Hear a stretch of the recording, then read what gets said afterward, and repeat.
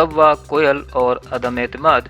इस उन्वान के तहत सैयद अमजद हुसैन बुखारी अपने ताज़ा ख्यालात का इजहार करते हुए कहते हैं, बचपन में सुना था कि जंगल में मौजूद कोयल और कव्वे एक दूसरे के जानी दुश्मन होते हैं।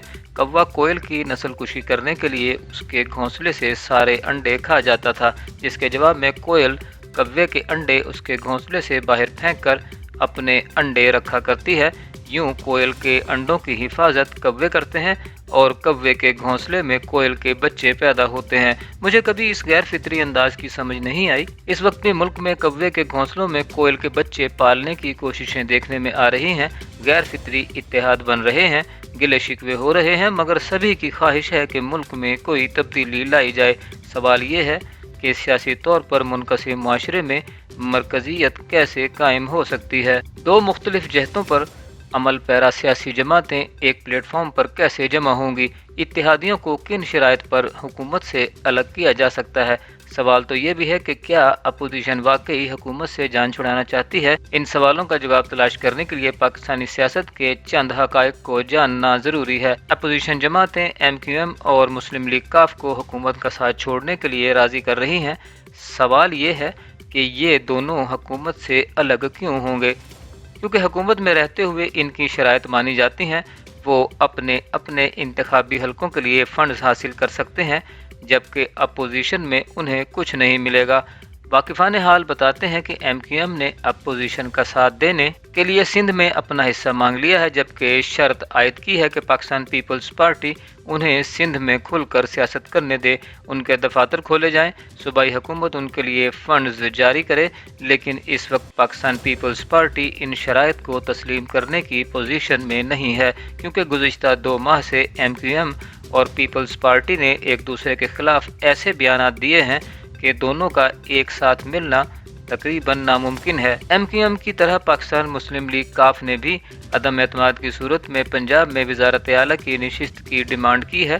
काफ लीग की ये शर्त मुस्लिम लीग नून के लिए काबिल कबूल नहीं है, क्योंकि अगर पंजाब में काफ लीग को बड़ी सीट दी जाती है तो नून लीग के हाथ से कई बड़े इंतखाबी हलके खिसकने का खदशा है। ये शर्त ना तो मुफाहमत की अलामत मॉडल टाउन और ना ही मुज़ाहमत के मरकज़ जाती उम्रा के लिए काबिल कबूल है। अगर मुस्लिम लीग नून काफ लीग की ये शर्त तस्लीम नहीं करती तो चौधरी बिरादरान के पुराने जख्म दोबारा से ताज़ा हो सकते हैं। वो कैसे भूल जाएंगे कि 80 और 90 की दहाई में कैसे शरीफ बिरादरान ने चौधरी बिरादरान को वादों के बावजूद साइड लाइन किया। उन्हें वो वक्त भी याद है जब 1999 के बाद चौधरी बिरादरान ने शरीफ बिरादरान के कंधे से कंधा मिलाकर जद्दोजहद में हिस्सा लिया, लेकिन शरीफ बिरादरान डील करके बाहर चले गए और चौधरी बिरादरान यहाँ पर मुकदमात भुगतते रहे।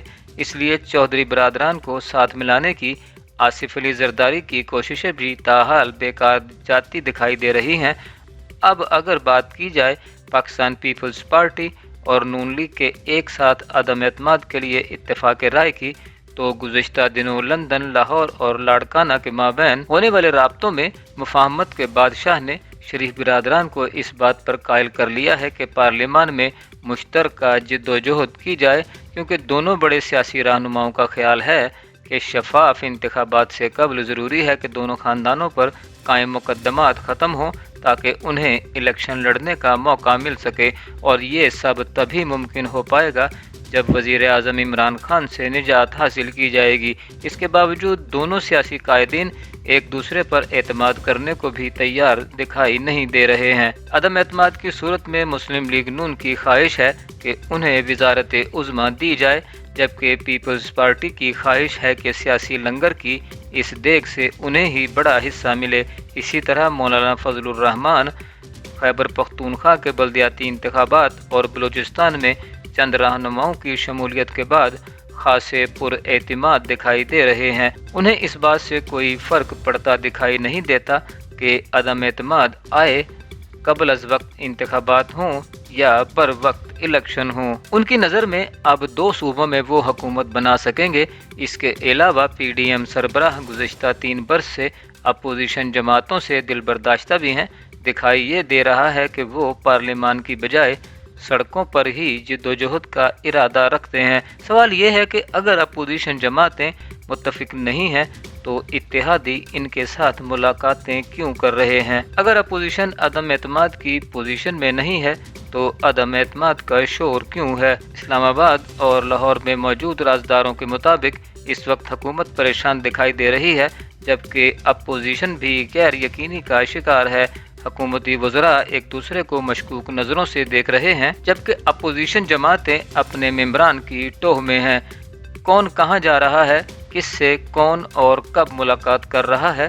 कोहसार मार्केट के चाय खानों और लाहौर के 5 स्टार होटल्स की बालकोनियों और फार्म हाउसेज में चाय के प्यालों से उठते धुएं में क्या राज पोशीदा है? दोस्तों की आंखें अपने ही लोगों का पीछा करने पर मजबूर क्यों हैं? इन सवालात और शकूक व शुबहात के बीच सियासी मुबस्सिरीन खासे मुतमईन हैं, क्योंकि माजी की तरह अपोजिशन के हाथ अब भी कुछ नहीं आएगा, कहीं से कोई इशारा आएगा और न ही किसी व्हाट्सएप कॉल से कोई खुशखबरी मौसूल होगी। सभी सियासी जमातें पुरानी तनख्वाह पर काम करेंगी और ये चाय की प्याली में तूफान मौसम बहार में इलेक्शन मुहिम चलाने की कोशिशें हैं। अपोजिशन रमज़ान से पहले तक के बयानात और जलसों तक महदूद रहेगी, जबकि रमज़ान के बाद मौसम गर्मा शुरू हो जाएगा और अगले बजट की तैयारी का मरहला दरपेश होगा।